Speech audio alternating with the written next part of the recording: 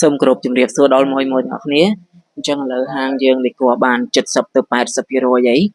ហើយដើម្បីសម្ពោធនៅហាងដែលយើងទើបតែលេខគួរហើយនេះក៏ដូចជាសូមស្វាគមន៍ដល់បងប្អូនមួយទាំងអស់គ្នាអញ្ចឹងបងប្អូនទាំងអស់គ្នាអាចមកមើលដល់ទីតាំងហាងផ្ទាល់បានយើងមាន promotion ច្រើនមែនទែនទៅលើគ្រឿង accessory គឺគ្រប់មុខតែម្ដងទាំង case ទាំង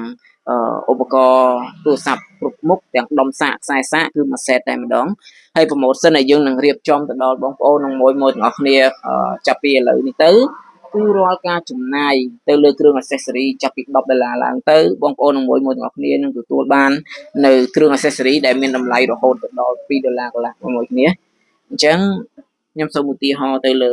ខ្សែសាក set iPhone នេះ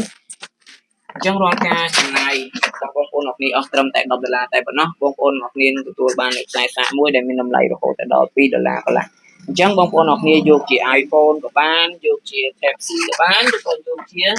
ខ្សែ micro ក៏បានដែរគឺយើងមានច្រើនប្រភេទច្រើនជម្រើសជូនទៅដល់មួយអ្នកនេះច្រើនខ្លាំងមែនទែនបងប្អូនអ្នកនេះអាចដើររើសមកសេរីតែម្ដងដូចជាម៉ាតអញ្ចឹងនេះឈុត Type C មួយគ្នា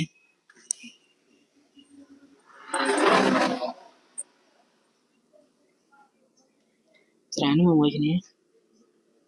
សម័យតែជេនឹងហៀតែគាត់បានអញ្ជើញមកទិញដល់ហាងផ្ទាល់ក៏គាត់លាន់មាត់ដែរថា promotion នេះយើងធ្វើទៅគាត់ជាអត់ចំណេញទេប៉ុន្តែដើម្បីសម្ពោធនៅហាងដែលយើងទើបតែដេកថ្មីក៏ដូចជាសូមស្វាគមន៍ទៅដល់មួយទាំងអស់គ្នាផងគឺយើងនឹងធ្វើជា promotion ដ៏ល្អមួយនេះចែកជូនទៅដល់បងប្អូនមួយទាំងអស់គ្នាហើយចំណែកជួរខាងនេះវិញជាប្រភេទស្គុតបិទក្នុងក្រោយទៅមួយគ្នាយើងមានច្រើនម៉ូដច្រើនជម្រើសជូនទៅដល់មួយទាំងអស់គ្នាច្រើនខ្លាំងមែនទែនរាប់រយរាប់ពាន់តលឹកហើយមួយទាំងអស់គ្នាជ្រើសរើសតែម្ដងជាប្រភេទ power bank ឈុតដុំសាកជួរខាងនោះមិញគឺយើងជាប្រភេទខ្សែសាកសុទ្ធអញ្ចឹងខាងនេះយើងមានជាប្រភេទដុំសាកជាប់ជាមួយនឹងខ្សែជូនទៅឲ្យមួយគ្នាជ្រើសរើសតែម្ដងគឺយើងមានច្រើនខ្លាំងទេមួយគ្នាអាចមកដើររើសសេរីតែម្ដងអរគុណច្រើនមួយគ្នាដែលបានចំណាយពេលតាមដានទស្សនានៅវីដេអូនេះតាំងពីដើមរហូតដល់ចប់បាយបាយ